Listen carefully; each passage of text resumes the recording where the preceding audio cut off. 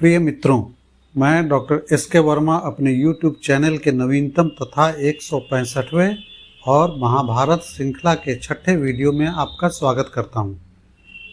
महाभारत के प्रसंग को आगे बढ़ाते हुए आज मैं आपको इस बात की जानकारी देने का प्रयास करूंगा कि भीष्म पितामह द्वारा अपहरण करने के बाद काशी राज के 3 राजकुमारियों अंबा, अंबिका तथा अंबालिका का क्या हुआ।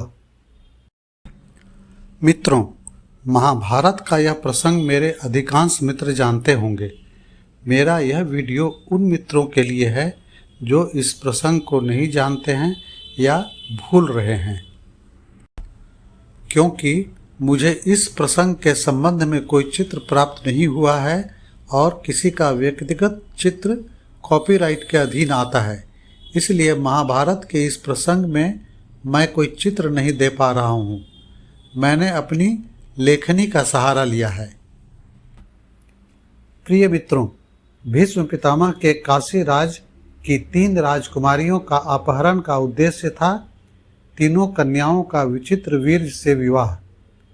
विवाह मंडप में जाने से पहले अंबा ने भीष्म पितामह से अपने मन की बात कही कि उसने अपने मन में सौभ देश के राजा शाल्व को अपना पति मान लिया है। इसी बीच आप मुझे बलपूर्वक यहाँ ले आए।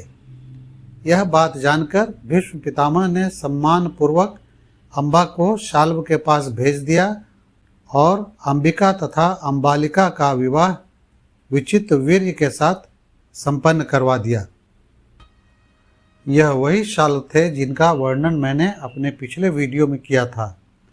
सौभ देश पहुंचकर अंबा ने शाल्व को सारी बातें बताई, लेकिन राजा शाल्व ने अंबा को यह कहकर स्वीकार नहीं किया कि भीष्म ने तुम्हें सभी राजकुमारों के सामने मुझे हराकर ले गए, इसलिए मैं तुझे स्वीकार नहीं करूंगा। तुम वापस भीष्म पितामह के पास चली जाओ।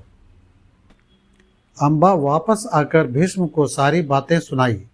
तत्पश्चात भीष्म ने विचित्र वीर्य से अंबा के साथ विवाह करने के लिए कहा, लेकिन विचित्र वीर्य ने यह कहकर इस प्रस्ताव को ठुकरा दिया कि अंबा राजा शाल्व को मन से अपना पति मान चुकी है, इसलिए मैं उससे विवाह नहीं करूंगा।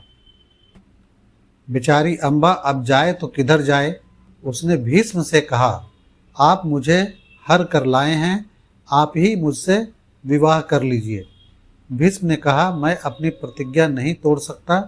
भीष्म के कहने पर वह दोबारा राजा शाल्व के पास गई, लेकिन कोई लाभ नहीं हुआ। अपूर्व सुंदरी अंबा इस प्रकार 6 वर्ष तक हस्तिनापुर तथा सौभ देश की ठोकरें खाती रही।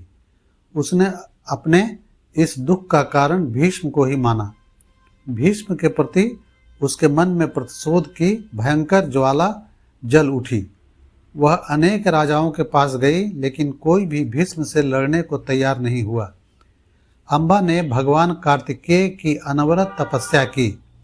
भगवान कार्तिकेय ने उसे एक माला दिया और कहा, जो भी इस माला को पहनेगा वह भीष्म को हरा देगा। लेकिन इसके बाद भी कोई राजा भीष्म से युद्ध करने को तैयार नहीं हुआ। आप भगवान कार्तिकेय द्वारा दिए गए इस माला को याद रखिएगा। उसका एक अहम भूमिका आपको अगले वीडियो में मिलेगा। अंत में अंबा पांचाल देश के वीर प्रतापी राजा द्रुपद के पास गई। राजा द्रुपद भी तैयार नहीं हुए।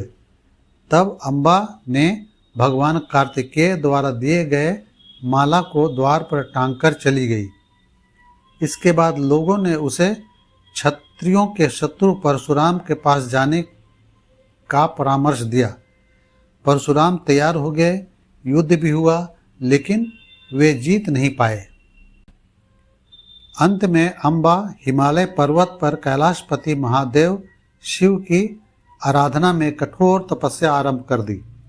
उसकी तपस्या से प्रसन्न होकर महादेव शिव ने उसे वरदान दिया कि अगले जन्म में तुम्हारे कारण भीष्म की मृत्यु होगी।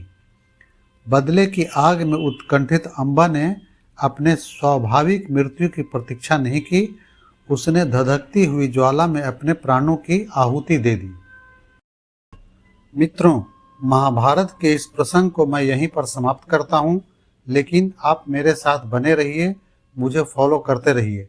अगले वीडियो में अंबा के पुनर्जन्म के प्रसंग तथा अंबा के कारण भीष्म पितामह की मृत्यु कैसे हुई, इस बात की जानकारी देने का तुच्छ प्रयास करूंगा। मेरे वीडियो को पूरा देखने, सब्सक्राइब, लाइक, शेयर तथा अच्छे अच्छे कमेंट्स करने के लिए आपका बहुत बहुत धन्यवाद।